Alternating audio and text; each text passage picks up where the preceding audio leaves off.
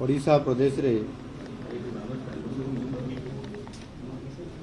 नुआ सरकार आसीचंती एवं नुआ सरकार आसीबार आजिर पवित्र दिन रे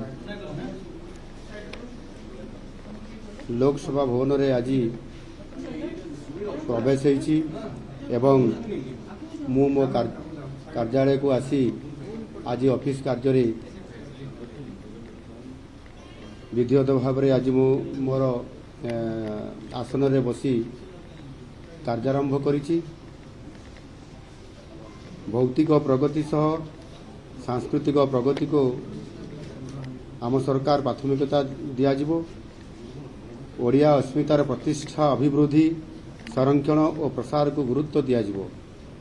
तीनोटी एकाडेमी तथा साहित्य संगीत नाटक और ललित कला एकाडेमी पुनर्गठन और कार्यक्षमता वृद्धि पाई पदक्षेप लियाजिबो। ओडिसी गवेषणा केन्द्र को क्रियाशील कराजिबो। ओडिया अस्मिता उपरे गुणात्मक गवेषणा को प्रोत्साहित कराजिबो।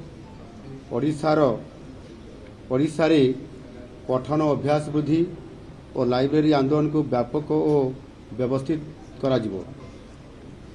ओडिया भाषा और साहित्यर प्रसार पाई अनुवाद एकाडेमी प्रतिष्ठा कराजिबो। भाषा पाई आधुनिक सरल और सुगम प्रजुक्ति विद्यार उपयोग पाई संपूर्ण भाव में व्यवस्था कराजिबो।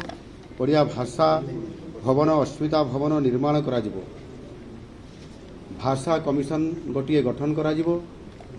ओडिया भाषा रे सरकारी कार्य हबो। सरकारी स्तर में ओडिया भाषार व्यवहार को व्यापक करने को आवश्यक पड़े सरकारी भाषा आईन रे संशोधन अणाजिबो। ओडिया भाषा प्रतिष्ठान पुनर्गठन कराजिबो। प्रत्येक जिले में समन्वित संस्कृति भवन निर्माण सह जिलार कला संस्कृति को प्रोत्साहित कराजिबो। उच्च विद्यालय स्तर में ओडिया भाषा शिक्षक नियुक्ति पाई स्वतंत्र भाव में विचार कराजिबो।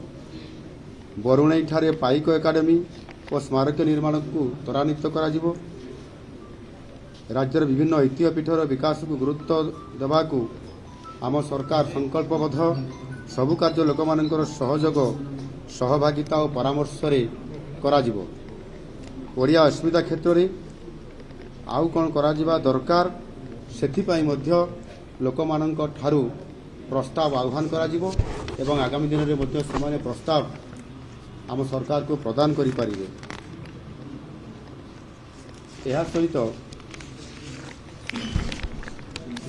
राज्यर परिचालना राज्य भाषा ओडिया रे ही हेबो। एथि निमंते प्रणीत सरकारी भाषा आईन को अक्षरे अक्षरे पालन कराजिबो।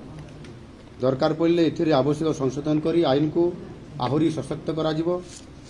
उभय सरकारी और बेसरकारी स्तर में ओडिया भाषार व्यापक व्यवहार को सहज सरल और सुगम करिया पाई उपयुक्त वैषयिक ज्ञानकौशल प्रयोग करने निमंते व्यवस्था कराजिबो। मुख्यमंत्री भावे मो पाखरे उपस्थापित समस्त नथी ओडिया रे करने को मु निर्देश दूची। धन्यवाद।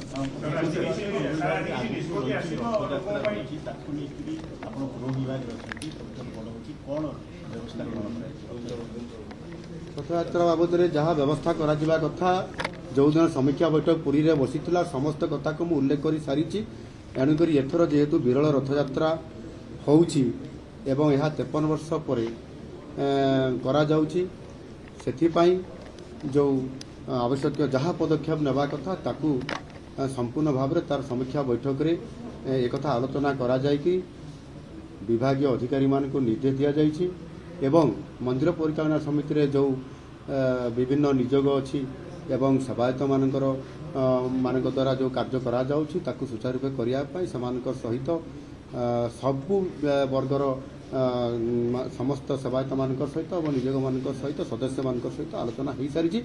एणु यथारीति कार्यक्रम चली एथर जो आमर विरल रथयात्रा हेबो ता निश्चित भाव में सफल हेबो। यह महाप्रभुंकर इच्छा जेहेतु होउछि महाप्रभुंक इच्छा ही महाप्रभुंकर रथयात्रा संपूर्ण सफल। धन्यवाद।